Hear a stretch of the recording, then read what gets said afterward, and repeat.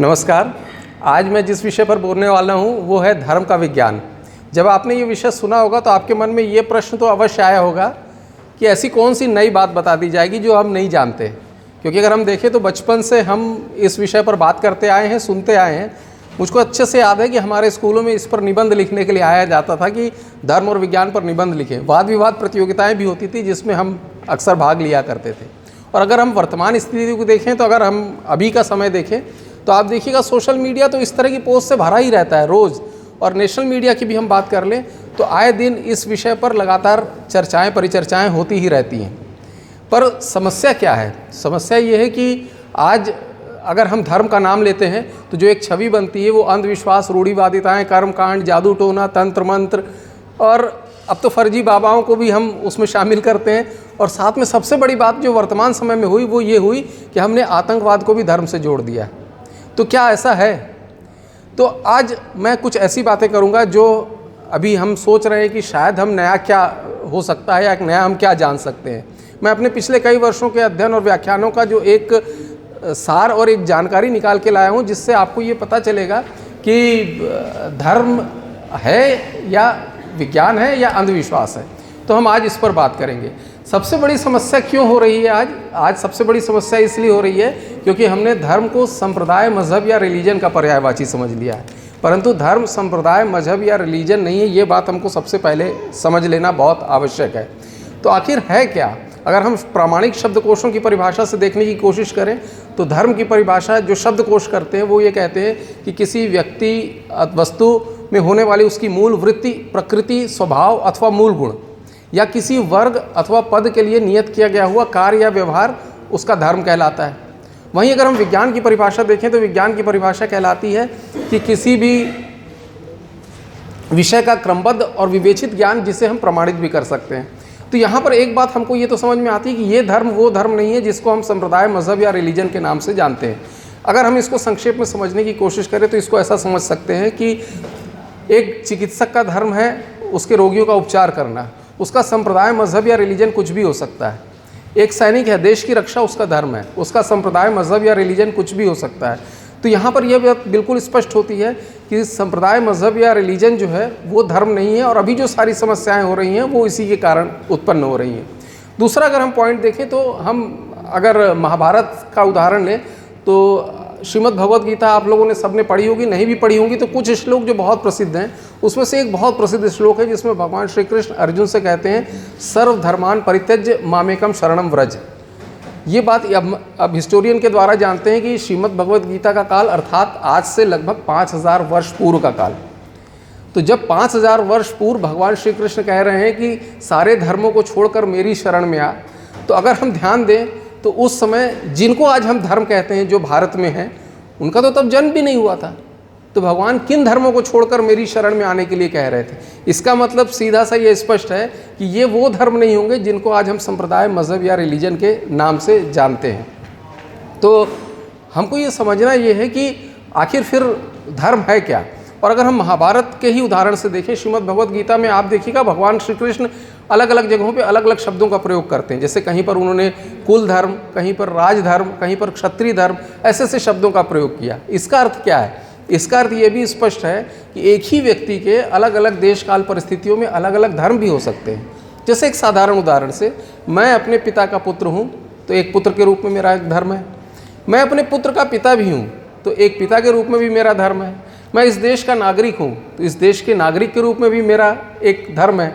तो समझना ये बहुत महत्वपूर्ण है कि हर परिस्थिति में देश काल के अनुसार हमारे धर्म भी भिन्न हो सकते हैं, जबकि संप्रदाय, मजहब और रिलीजन बिल्कुल अलग बातें हैं।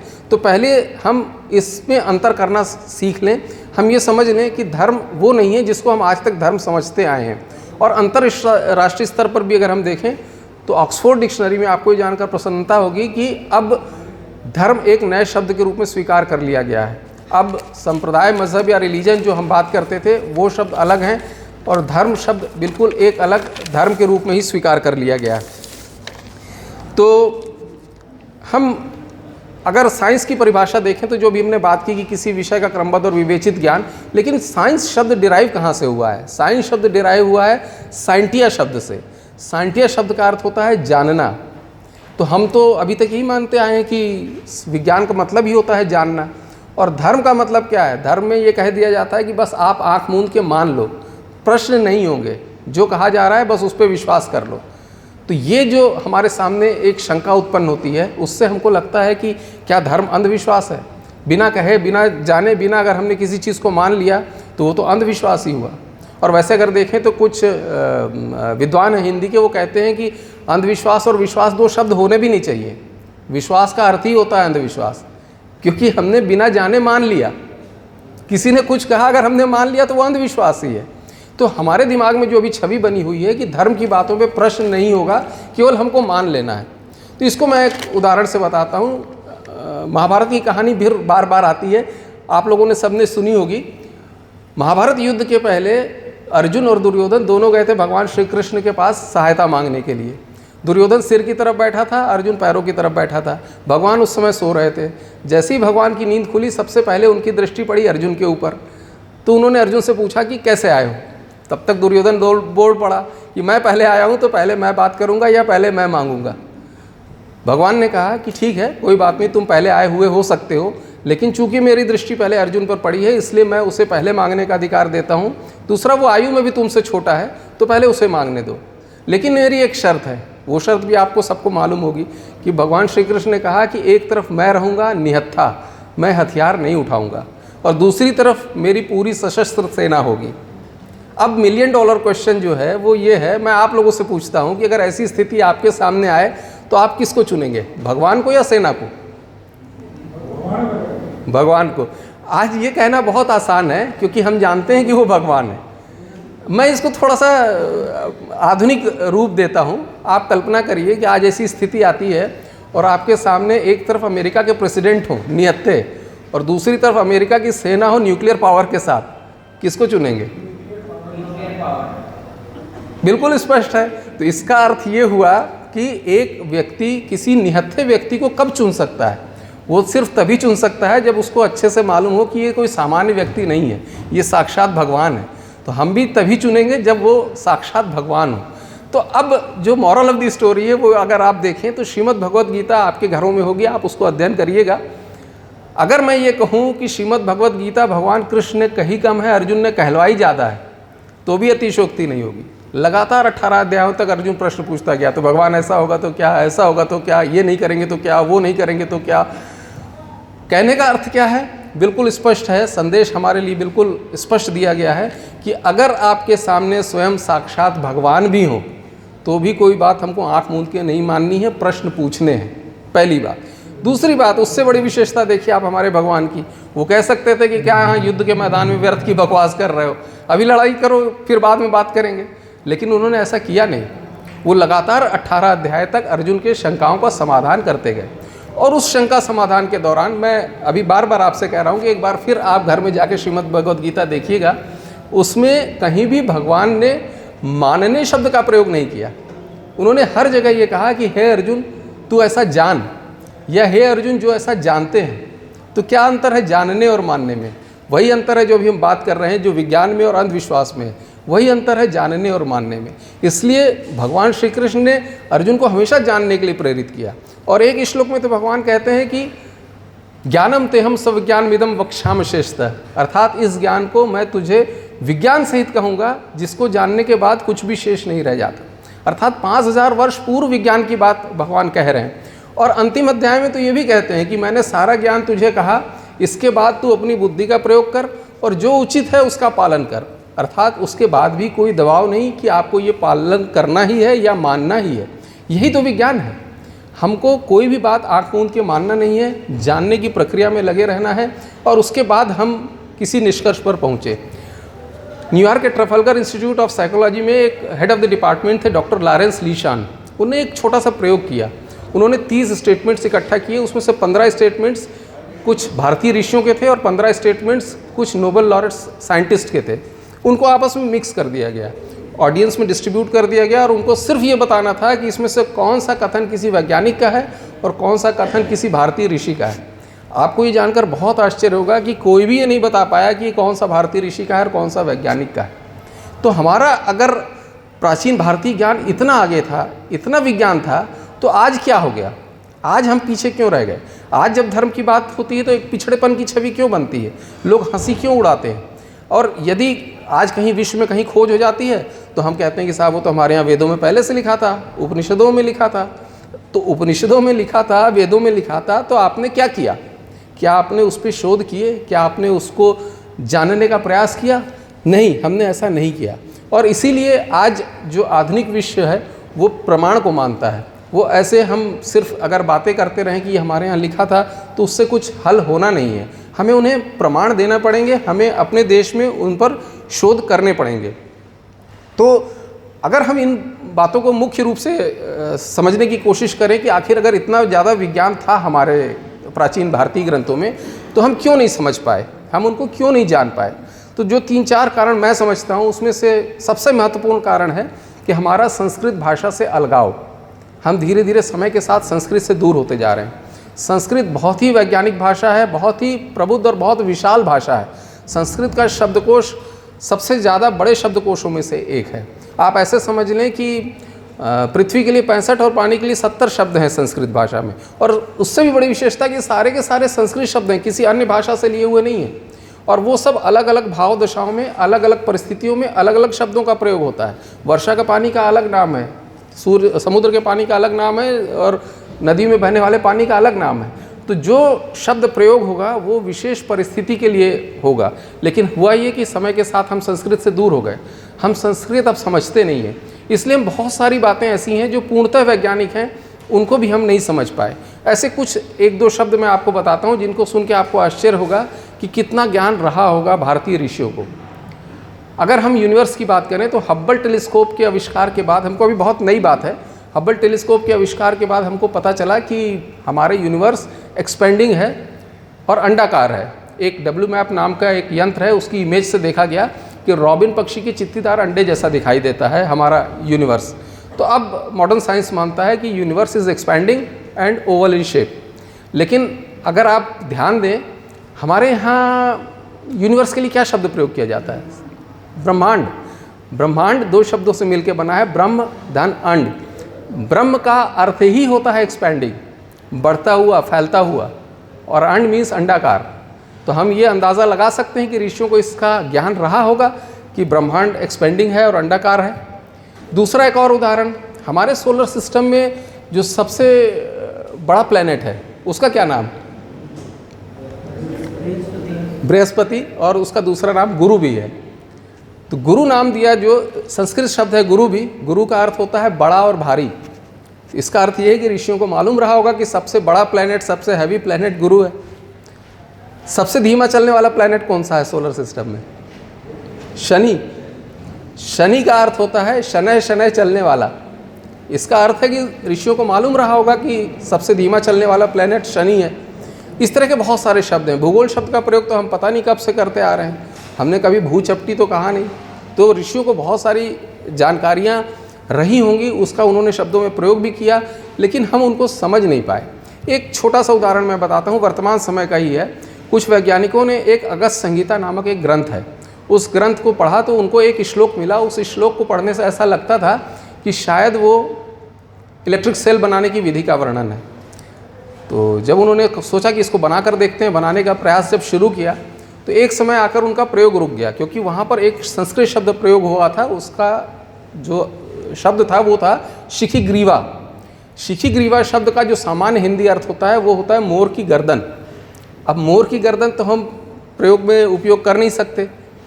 अब वो सारा प्रयोग वहीं पे रुक गया, ठंडे बस्ते में चला गया, क्योंकि वहाँ पे अब आगे बात बन नहीं सकती थी। पर उन वैज्ञानिक को एक संस्कृत के जानकार कुछ दिनों के बाद मिले, उन्होंने बताया कि ये स्थिति है, इसके कारण हमारा प्रयोग रुक गया है। तो जो संस्कृत के जानकार थे उन्होंने बताया कि थोड़ा सा आपको यहाँ पर गलतफहमी है।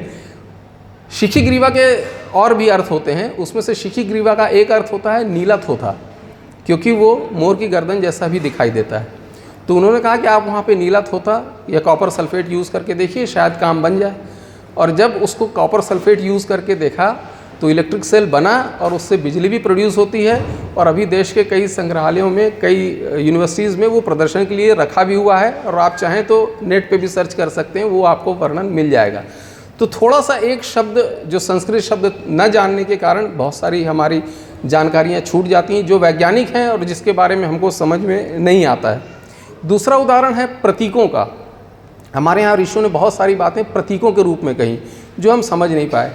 आज रविवार है, व्हाट्सएप में जितने लोग एक्टिव हैं आप देखिएगा कम से कम आधे गुड मॉर्निंग के मैसेज जो आते हैं सूर्य भगवान के चित्र वाले। तो अगर आप ध्यान से देखिएगा आगे तो सूर्य भगवान का जो चित्र रहता है उसमें जो घोड़े बने रहते हैं 7 घोड़ों के रथ पे सवार बताया जाता है। आज हम आधुनिक विज्ञान से जानते हैं कि प्रकाश 7 रंगों में विभक्त हो जाता है। जो कोणार्क का सूर्य मंदिर है उसमें भी जो सन टेम्पल के आगे घोड़े बने हुए थे वो 7 संख्या में थे और साथ ही वहाँ के जो लोग हैं वो बताते हैं कि वो 7 रंगों के भी बने थे। और अभी भी आपको जो इमेज आती हैं व्हाट्सएप में उसको आप देखिएगा वो 7 रंगों के घोड़े बताए जाते हैं। इसका अर्थ है कि ऋषियों को ज्ञान रहा होगा कि सूरज प्रकाश जो है 7 रंगों में विभक्त हो जाता है, जबकि आधुनिक विज्ञान को कोणार्क सन टेम्पल बनने के बहुत कई 100 वर्षों के बाद इस बात का ज्ञान हुआ कि प्रकाश 7 रंगों में विभक्त हो जाता है। चंद्रमा की अगर हम बात करें तो पुराणों में कहा गया है कि चंद्रमा की 27 पत्नियां थीं जिनके घरों में चंद्रमा बारी बारी से भ्रमण करता है और धीरे धीरे उसका तेज़ कम होता जाता है। अगर हम आधुनिक विज्ञान से देखें तो आज हम जानते हैं कि चंद्रमा 27 नक्षत्रों में भ्रमण करता है और धीरे धीरे उसका तेज कम होता जाता है। तो इस तरह से बहुत सारी बातें हैं जो प्रतीक के रूप में कही गई लेकिन हम उनको समझ नहीं पाए। और इसके बाद जो आता है वो सबसे महत्वपूर्ण पॉइंट है, वो है कोडेड लैंग्वेज। बहुत सारी ज्ञान की बातें हैं जो कोडेड लैंग्वेज में लिखी गई जिससे कि वो अपात्र के हाथों में ना पहुंच पाएँ। अपात्र तो छोड़ दीजिए, विशेषकर कुपात्र के हाथ में नहीं पहुंच जाएं जिससे कि उनसे नुकसान आम जन को हो सकता था। जैसे हम लोग सब बचपन में अगर आपको ध्यान होगा तो जो लोग जासूस का खेल खेला करते थे तो अक्सर कोडेड लैंग्वेज में लेटर एक दूसरे को लिखा करते थे और कुछ उसी तरह का कोडेड लैंग्वेज बहुत सारे गुप्तचर भी प्रयोग किया करते हैं। कुछ वर्षों पूर्व की घटना है, रियल घटना है, जब 2 महाशक्तियाँ हुआ करती थी तो उसमें एक देश का जासूस दूसरे देश में पकड़ा जाता है। जब उसकी तलाशी ली गई तो उसके पास से केवल एक प्रेम पत्र बरामद हुआ। अब जो वहाँ के वैज्ञानिक थे उनको विश्वास नहीं हो रहा था कि इतना बड़ा जासूस, इतना महान जासूस केवल अपने जेब में एक प्रेम पत्र रख के घूम रहा होगा। उन्होंने उस पर शोध करना शुरू किया, उसको डीकोड करने में लग गए पूरे वैज्ञानिक वहाँ के, कई दिन लगे उनको डीकोड करने में। लेकिन आखिरी में जब उन्होंने डीकोड किया तो उनको पता चला कि उनके देश की बहुत सारी महत्वपूर्ण जानकारियाँ उस कोडेड लेटर में जो लव लेटर के रूप में दिख रहा था दूसरे देश को भेजी जा रही थी। तो वो वैज्ञानिक उस लेटर को डीकोड करने में क्यों सफल हो सके? वो इसलिए सफल हो सके क्योंकि उनको पूरा विश्वास था कि ये इतना महान जासूस अपने जेब में ये फालतू की बातें रख के नहीं घूम रहा होगा। हमने ऐसा क्यों नहीं किया? हमने ऐसा क्यों नहीं सोचा कि हमारे महान ऋषि जो एक तरफ बहुत ज्ञान की बातें कर रहे हैं, कुछ जगहों पे बिल्कुल व्यर्थ की बातें कर रहे हो, हमने ऐसा क्यों नहीं सोचा? हमने उनको डीकोड करने की कोशिश क्यों नहीं की? उसके भी कई कारण हैं। एक जो बहुत महत्वपूर्ण कारण ये है कि जब ये ग्रंथ लिखे गए तो उनकी कीज़ भी बनाई गई उसको डीकोड करने के लिए। लेकिन दुर्भाग्य से जब बाह्य आक्रांता आए तो उन्होंने बहुत सारे हमारे पुस्तकालय और हमारे बहुत सारे विश्वविद्यालयों को नष्ट कर दिया, तो वहाँ से वो कीज़ भी नष्ट हो गई। लेकिन कुछ कीज़ अभी अवेलेबल हैं। एक उदाहरण मैं आपको बताना चाहूँगा। एक ऐसा ही ग्रंथ है, कटपयादि सांख्य कहलाता है। वो कटपयादि सांख्य केवल जो वर्ड्स होते हैं उनको डिजिट्स प्रोवाइड करता है। तो उसमें एक श्लोक आता है, भगवान श्री कृष्ण की प्रशंसा में उनकी आराधना की जाती है कि हम आपकी आराधना करते हैं तो हमें ये सुख समृद्धि और ये उन्नति प्रदान करें, इस तरह का है। तो अगर कोई एक सामान्य व्यक्ति उस श्लोक को पढ़ता है तो उसको ये लगेगा कि भगवान श्री कृष्ण की आराधना में श्लोक है और उनसे सुख उन्नति की कामना की गई है। लेकिन वहीं जब हम उसको कटपयादि सांख्य में रखकर डिजिट्स प्रोवाइड करने की कोशिश करते हैं कोडेड लैंग्वेज के अनुसार, तो आपको ये जान के आश्चर्य होगा कि पाई की वैल्यू आती है और वो भी दशमलव के 31वें अंक तक। तो कितनी ज़्यादा जानकारी रही होगी ऋषियों को जो हमने समझा नहीं। और ये एक चूँकि कटपयादि सांख्य हमारे पास उपलब्ध है इसलिए हम इस बात को समझ पा रहे हैं। ऐसे बहुत सारे जो नष्ट हो गए उनकी हमको जानकारी नहीं है। आज आवश्यकता क्या है? आज आवश्यकता ये है कि हम उनको वैज्ञानिक विधियों से डीकोड करने की कोशिश करें। अच्छी बात है कि विश्व के बहुत सारे भागों में उनको डीकोड करने की कोशिश की जा रही है। कई भारतीय मूल के वैज्ञानिक भी उसमें कार्य कर रहे हैं। पर मेरा ऐसा कहना है कि हमारे देश में ये शोध होने चाहिए, हमको वो डिकोड करने की कोशिश करनी चाहिए। ऐसा नहीं होना चाहिए कि जब कहीं बाहर कहीं खोज हो जाए तो फिर उसके बाद हम कहने लगे कि साहब वो तो हमारा ज्ञान था और हमारे यहाँ पहले से लिखा था। तो शोध करने की हमको कोशिश करनी चाहिए। जो चौथा पॉइंट है, जो आखिरी है लेकिन बहुत महत्वपूर्ण है। अब ये सब बातें हो गई जो लिटरेट क्लास के लोग हैं या पढ़े लिखे या बुद्धिजीवी लोग हैं उनके लिए। बहुमत जो समाज होता है वो उस समय, पुराने समय में अशिक्षित भी होता था और बहुत बुद्धिमान भी नहीं होता था। तो उनके लिए क्या, उनके लिए ऋषियों ने मॉरल ऑफ द स्टोरी के रूप में बहुत सारे ज्ञान की बातें डाली। जैसे अभी सुबह के सेशन में जो बात हो रही थी कैंसर प्रिवेंशन की, तो उसमें भोजन से संबंधित कुछ आदतों का भी वर्णन आया। मैं आपको एक छोटी सी कहानी से, उदाहरण से बताता हूँ जो पुराण में कहानी आती है और वो मॉरल ऑफ द स्टोरी हमको क्या देना चाहते हैं। 56 भोग के बारे में आप लोगों ने सबने सुना होगा। तो कभी आपके मन में ये प्रश्न आता है कि 56 भोग 56 ही क्यों, 46 क्यों नहीं, 156 क्यों नहीं? कभी ये मन में प्रश्न आता है? संक्षेप में मैं कहानी में बताता हूँ। आपको ध्यान होगा कि जब गोवर्धन पूजा मनाई जाती है दिवाली के आसपास, तो भगवान श्री कृष्ण को 56 भोग अर्पित किए जाते हैं। तो वो 56 भोग 56 इसीलिए होते हैं क्योंकि कथा के अनुसार भगवान श्री कृष्ण ने गोवर्धन पर्वत उठाया था 7 दिनों तक अपनी उंगली पर। और भगवान श्री कृष्ण के बारे में ये कहा जाता है कि वो प्रत्येक प्रहर में भोजन करते थे। प्रत्येक प्रहर में भोजन करते थे मतलब दिन में 8 बार वो भोजन करते थे। और चूँकि 7 दिनों तक उठा के रखा था उन्होंने, इसलिए उनको 8 × 7 इस तरह से 56 भोग अर्पित किए गए। अब उस 56 भोग को भी अगर आप विस्तृत वर्णन अगर पढ़ें ग्रंथों में, तो आपको मिलेगा कि 56 मतलब ऐसे काउंटिंग में 56 नहीं कि सब सेम चीज़ 56 रख दी। वो डिस्क्राइब्ड है। उस 56 भोग में सारे स्वाद सम्मिलित होने चाहिए और सारे रंग सम्मिलित होने चाहिए। और उसमें आप जो उस समय की जो फसलें हैं उनका उपयोग कर सकते हैं, दुग्ध उत्पादों का उपयोग कर सकते हैं। लेकिन जो हमारे यहाँ स्वाद बताए गए हैं ये सामान्य हम सब जानते हैं। 6 स्वाद मूल बात की गई है, मीठा, तीखा, खट्टा, कड़वा, कसैला, नमकीन, इस तरह से 6 स्वाद हैं। और रंगों को अगर हम पीले, लाल, फल, हरी सब्जियाँ अगर हम उनको मिला लेते हैं और दुग्ध उत्पाद भी ले लेते हैं, तो सीधे से ये बहुत आसान तरीका है अपने आप में एक बैलेंस डाइट बनाने का। किसी भी इलिटरेट आदमी को, किसी लेमैन को हमको न्यूट्रिशन का साइंस पढ़ाने की ज़रूरत ही नहीं है। हमको सिर्फ उसको ये बताना है कि आप अपने भोजन में ज़्यादा से ज़्यादा रंगों का समायोजन कर लीजिए, सारे स्वाद का समायोजन कर लीजिए। और दूसरी उससे भी बड़ी बात जो भगवान श्री कृष्ण के उदाहरण से बताई गई, जो अभी सुबह के सेशन में बात हो रही थी कि भोजन हमको थोड़ा थोड़ा कई बार में बांट के करना है। तो वही बात हमको मॉरल ऑफ द स्टोरी के रूप में ऋषियों ने बताने की कोशिश की। तो अगर हम पुराणों की कथाओं को देखें तो बहुत सारी कथाएं ऐसी हैं जिसमें मॉरल ऑफ द स्टोरी के द्वारा संदेश देने की कोशिश की गई, परंतु हमने उसको समझा नहीं। जैसे होता है कि पेरेंट्स अगर बच्चे को चांद दिखाते हैं तो बच्चा चांद को देखने के बजाय पेरेंट्स की उंगली को ही चांद समझता है। हमने उन कहानियों को ही पढ़ना शुरू कर दिया, हमने उन कहानियों का जो संदेश था उसको नहीं समझा। तो अगर हम देखने की कोशिश करें तो हमारे ऋषि कितने विद्वान थे।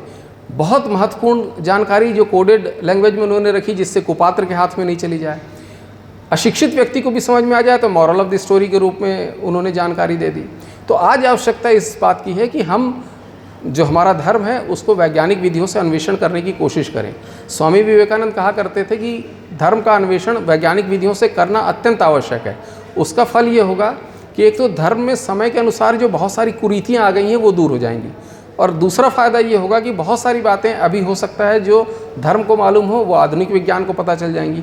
तो दोनों का इसमें परस्पर लाभ है। इसलिए आधुनिक वैज्ञानिक विधियों से हमको धर्म का अन्वेषण करते रहना पड़ेगा। और अगर आप अल्बर्ट आइंस्टाइन का जो बहुत प्रसिद्ध कोट है जो हम लोग बचपन से पढ़ते आ रहे हैं कि धर्म के बिना विज्ञान लंगड़ा है और विज्ञान के बिना धर्म अंधा है, उसका अर्थ क्या है? उसका भी अर्थ बिल्कुल यही है। अगर हम बात करते हैं कि विज्ञान के बिना धर्म अंधा है, तो इसका अर्थ ये है कि अगर हमको धर्म की बातों का मर्म समझना है तो हमें वैज्ञानिक दृष्टि की आवश्यकता है। और विज्ञान धर्म के बिना लंगड़ा है, इसका अर्थ ये है कि अगर आज आधुनिक विज्ञान को भी तेज़ी से आगे बढ़ना है तो उसे धर्म की बैसाखियों की आवश्यकता पड़ेगी। तो हम अल्बर्ट आइंस्टाइन के कोट को भी समझें। और आज इस अवसर पर मैं ईश्वर से वही प्रार्थना करना चाहता हूँ जो हमारे यहाँ वेदों में वर्णित है, अस्तो माँ सद्गमय, तमसो माँ ज्योतिर्गमय, मृत्योर्मा अमृतम गमय। धन्यवाद।